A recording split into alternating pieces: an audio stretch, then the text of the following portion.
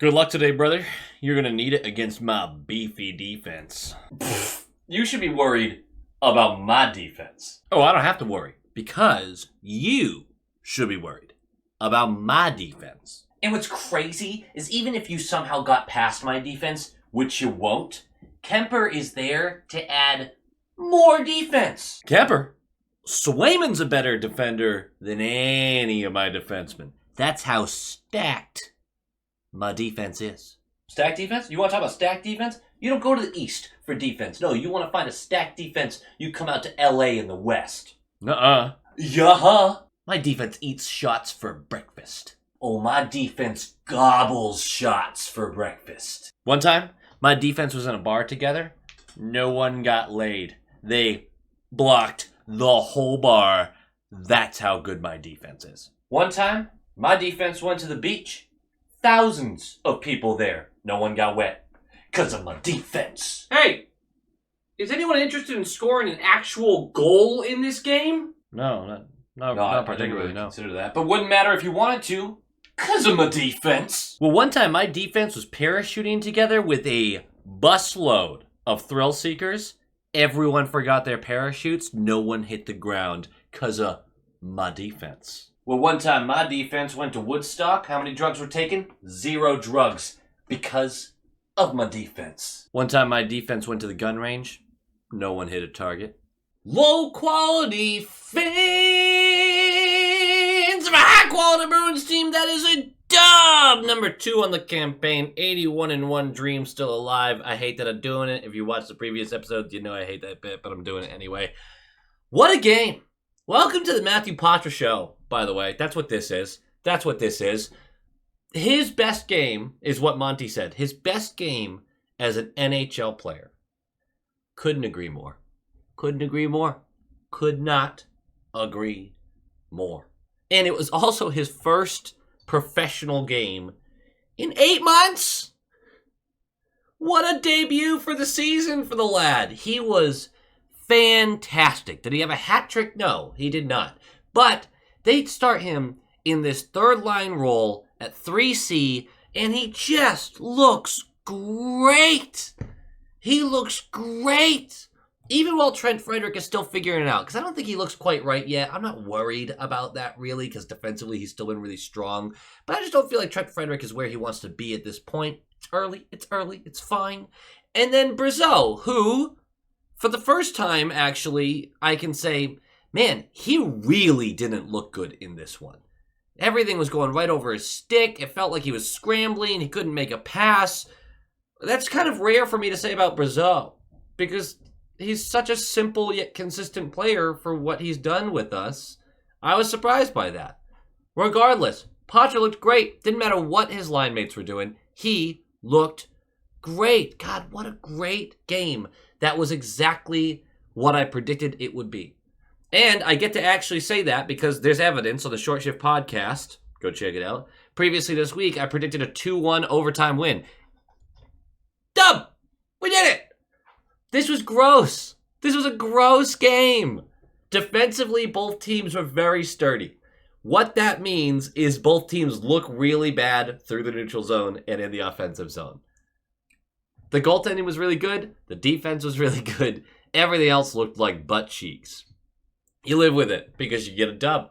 And Kings fans, I was looking at their reactions after the game. Sometimes it's a guilty pleasure of mine. You know how you do. And they all were like, man, that sucks, but it's game 2 for them. Game 2 for them. And they got a point on the road against Boston. Let's talk about these teams. Let's talk about the Kings for a second, because they're still missing Drew Doughty. Obviously, he's going to be out for a while. That right side defense is a huge question mark. They played one game against Buffalo so far where it seemed like they were soundly outplayed, but Kemper was fantastic, and the Kings, by design, were opportunistic, which, like I said, by design. This team is built to take advantage of opportunities. That's how they want to play. Very defensively structured, launch the counterattack, bury a couple, win a game 3-2, 2-1, whatever it takes. This team is projected to be one of the better defensive teams. It is not projected to be one of the better offensive teams. Because, although they can kind of roll lines still, they lost a lot of talent in the offseason. There's a bunch of youth they're still depending on. Their offense is going to come and go. Their defensive structure shouldn't. That comes with a big asterisk, though, because without Drew Doughty, you are asking Clark to play huge minutes on the right side, and Spence, who was probably their worst player today. He had a bunch of plays where, if you're a Bruins fan, you're like, I love this guy. I love when this guy's on the ice. This was great. The forwards are littered with two-way guys, though. Great back checking, really frustrating to break down their structure. And their penalty kill has started hot. I believe they've now killed 10 straight. I think they had 5 today and 5 against Buffalo. They haven't allowed a power play goal yet. Not bad. Small sample size, but not bad. The Bruins, I'll give the lineups first. Zacha, Lindholm, Pastrnak, Marchand, Coyle, Geekie. Top 6 stays unchanged. Frederic, Poitras, Brazeau, Poitras' debut. Beecher, Kostelic, Kepke. You're not changing that line anytime soon. Zadorov, McAvoy, Lindholm, Carlo, Lohrei, Peak. Swayman gets the second start in a row. Lohrei is in for Wotherspoon. Poitras technically is in for Tufty, but it just pushes Frederic back to the wing, so Poitras can take over at center. Monty opts for Geekie in that top 6, which continues to not be good. He's just not keeping up with that line. I'm not going to belabor the point. This is a version of the Bruins, though. Not the final version that I want to see, but this is a version of the Bruins at full health. I still think there needs to be some shaking up of the top 6.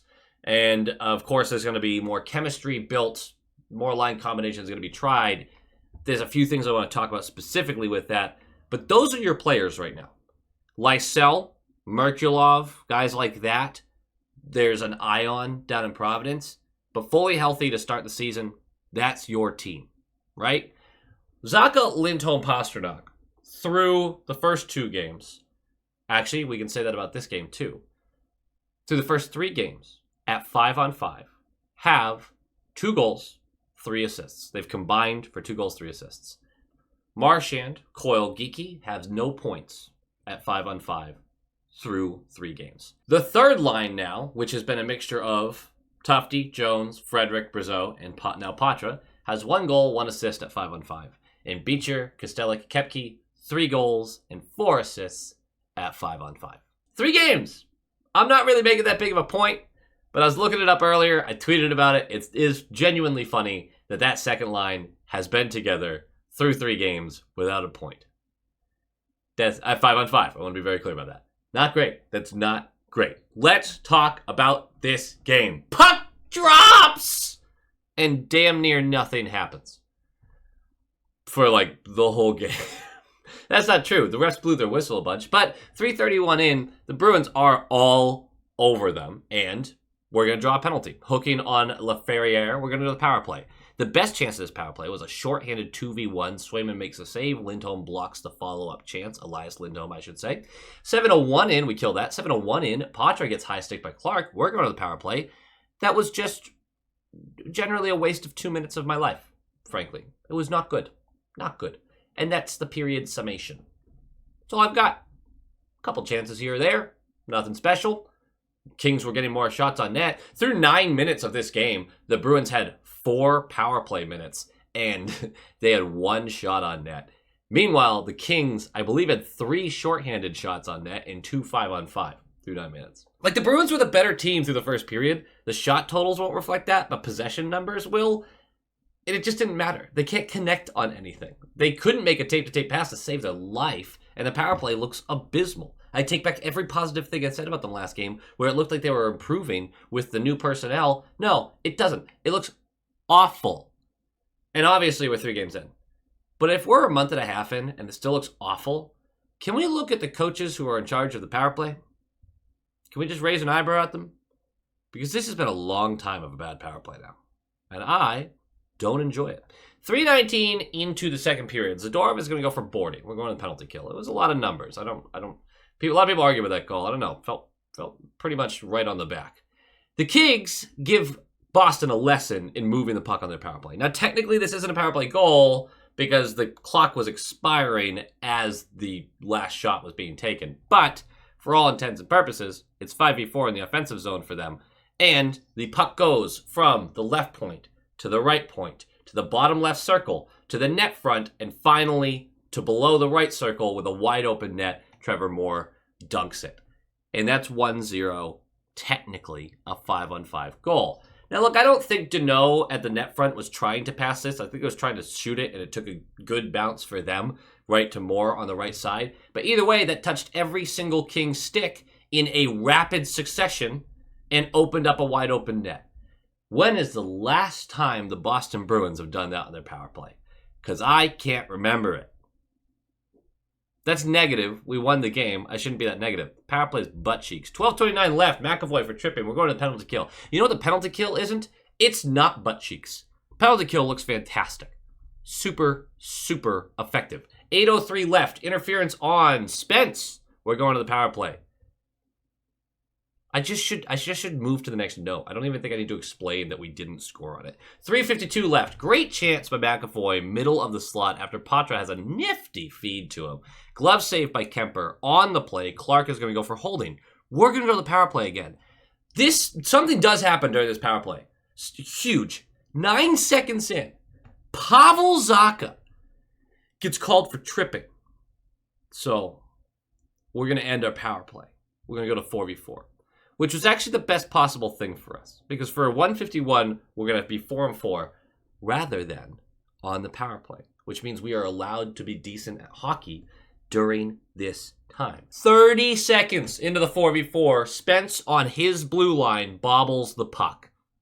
It allows Marchand to jump on it, skate right past Spence, and he's going to go hammer this from the left circle. Absolute rocket at the bottom of Kemper's pads. Kemper's kicking out the rebound. There's not much you can do about it. You just have to make the save. And luckily, Lindholm is right there on the right side. He slams this, wrong-footing Kemper as he slides across. He takes a risk by going the opposite direction, far corner, and it goes in. It's 1-1. That is a 4v4 goal. And I think Brick did a great job. Now, Lindholm has 5 points in 3 games. We're going to talk about that. I think some of that's misleading to how Lindholm's performing, but that's going to sound like sour grapes if you've been watching this for a while. We'll talk about that in a second. But Brick was talking about how special of an IQ this was. Because when Lindholm particularly is entering this zone, after the turnover happens in the neutral zone, he sees Marchand loading up. So he's actually pretty far back. Because he knows if he crashes the net and that puck misses, that's around the boards. It's at least a 3-on-2, maybe a 4-on-2.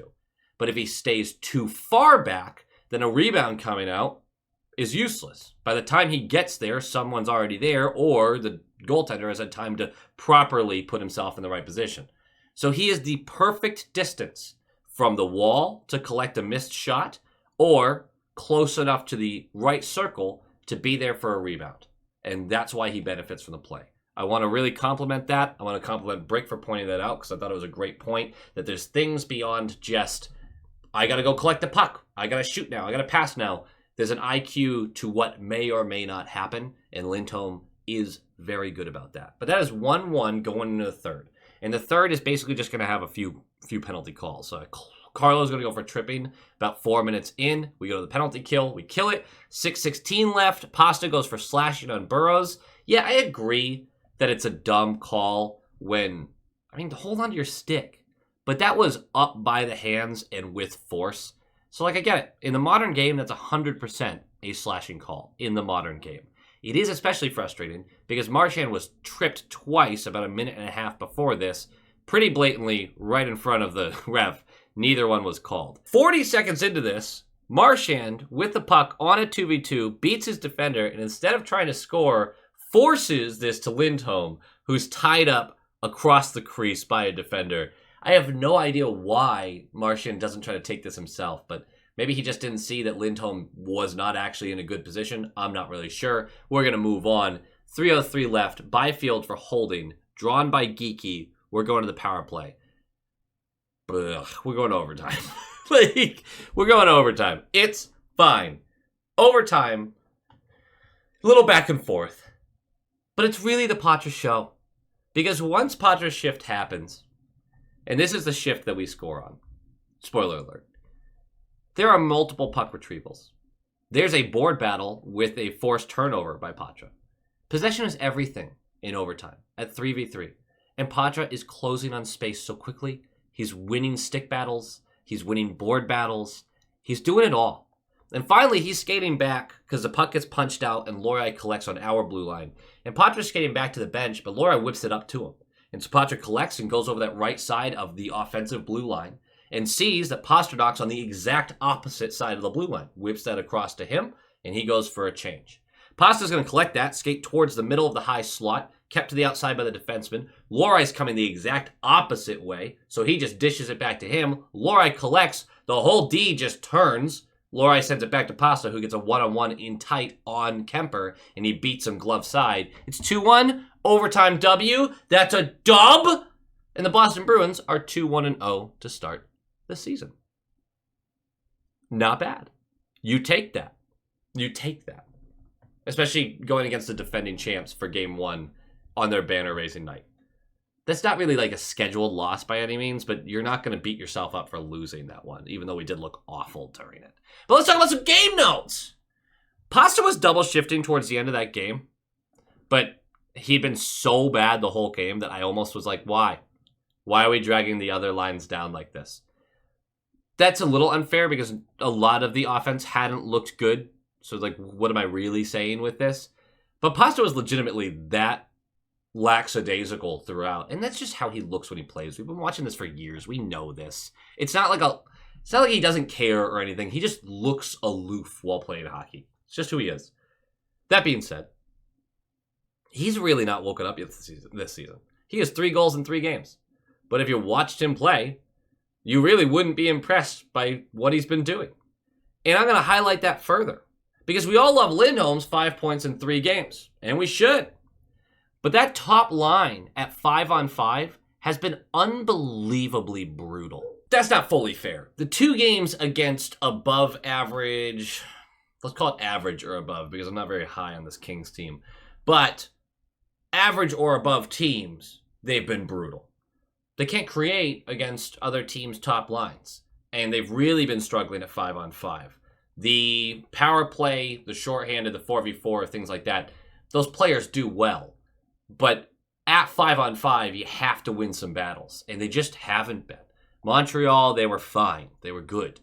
But Panthers, everyone was brutal. And in this game, I mean, again, a lot of people were shut down. But you expect your top line to look like a top line.